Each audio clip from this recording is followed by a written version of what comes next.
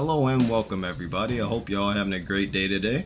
In today's video we're going to be showing off our build here known as the Celestial Mage build, which is very powerful and very oppressive in PvP and pretty decent in PvE. The main thing we're going to be using here are glintstone spells, gravity magic, and cold sorceries, which all add up to put a lot of pressure on your opponent and do pretty decent damage. Before we do get into the video also, if you guys are interested in different builds using other stats such as dexterity, strength, or anything else, I do have other videos that I'll leave in the description below. But without further ado, let's get straight into the video.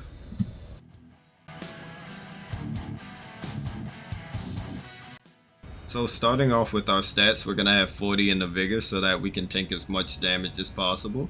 50 in the mind so that we can keep casting as many sorceries as possible without needing to use a flask. Endurance and strength are going to both sit at 10, it's just my class's default value since I'm on Wretch. Dexterity is going to be at 17 so that we can wield our weapon. Intelligence is going to be at 80 since it's a majority of our damage and it also helps us cast all of our sorceries. Faith is going to be at 12 so that we can use our health regen incantation. And Arcane is going to sit at 10, which is just the default value for my class also. Next up, I'll be going over all the weapons, armors, talisman, and flask of wondrous physics that you should use for this build. Starting off with our weapons, you can either use the Wing of Estelle, which has some pretty good ranged attacks on its heavy attacks, or you could use this Cold Smith Script Cirque, which is also really nice, or you could even switch off a code and go to magic for more damage, it's up to you. The Meteorite Staff is going to boost our gravity sorceries by 30% I believe, so it's super handy to have on the offhand. The Loose Stats Glintstone Staff is going to help us get the highest sorcery scaling we can get. For the Dragon Communion Seal, this is going to help us cast our healing incantation, which will be really helpful for our talisman. Next up, for our armor sets, you can wear whatever you want over here. The only thing that really matters is the Fire Knight helmet, which is going to give us increased maximum HP. Increased stamina and maximum equip load, which is just super handy to have. For our talismans, I'm using the Moon of Noxtella, which is obviously not super important. You could run something else to get even more damage or defense if you need, or whatever else you're interested in, but that's just what I decided to run. I'm using the Graven Mask Talisman for more sorcery damage alongside the Graven School Talisman for even more sorcery damage. Next up is going to be the Ritual Shield Talisman, which is going to help us increase defense while at max HP, which is also going to be super nice for when we have our Bestial Vitality incantation popped, which is going to help us chip back up towards max HP, increasing our defense again. And then for our Flask of Wondrous Physics, I'm going to be using the Crimson Crystal tier to restore half of our max HP, and the Magic Shroud and Crack tier, which will help a few of our sorceries increase in damage, which is just very nice to have whenever you can use it. And that's going to be basically everything for that. Next up, I'll be showing all the sorceries that we use with this build. So for our sorceries, we're going to have quite a few, but the majority of them have a pretty decent purpose. Glintstone Pebble is just going to be a nice thing to finish off your opponents with. Glintstone Stars also do pretty good damage and they track really well. Gravity Well can pull opponents, which could potentially pull your opponent off the map as you've guys seen in the intro. Collapsing Stars is going to do a ton of damage and can potentially pull somebody off the map also, which is always really nice. Samurai Ice Storm is just another way to put frostbite on your opponents. Blaze of Stones is not really necessary. I mean, I haven't seen too much use for this, but it seems pretty fun to use and it fits the theme of the build, so feel free to switch this out for anything else if you don't want it, but I just have it here for now. It also takes up 2 slots, so I mean, that is a downside of it. Rock Sling is just going to do really solid damage and poise damage to mobs in PvE, so it's always really nice to have this sorcery. Gravitational Missile is just super nice. It does pulses of damage and then does a huge explosion for really good damage. And in PvP, you can just aim this at the floor and blow the entire area up, and it does hit through walls, which is super handy. Magic Glint Blade is another thing for PvP, which will just catch your opponents off guard if you set it up really nice. Glint Blade Phalanx is just a very nice way to put additional pressure on your opponents when it's out. And Bestial Vitality is going to be there so that you can heal yourself up and keep using your talisman efficiently. And that's pretty much everything for the sorceries. So last but not least, we're going to be getting into some invasions here.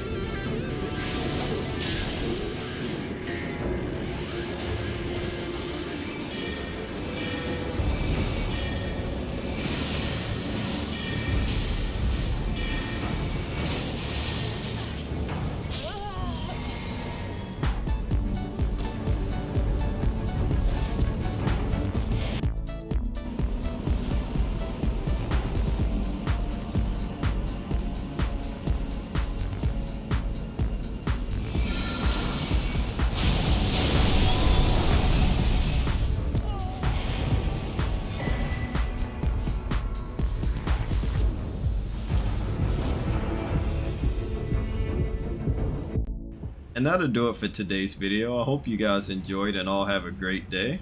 I'll definitely say I had no idea how powerful these new gravity spells could be, but this gravitational missile spell alone is just insane. You can actually just aim at the ground, use it, and just blow the entire area up.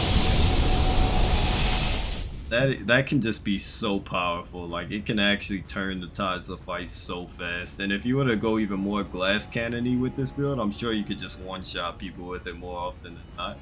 Which, you know, I'll leave that to you guys to test out and try if you want. But for now, I hope you guys enjoyed, and if you did, a like and subscribe is always greatly appreciated, and have a great day.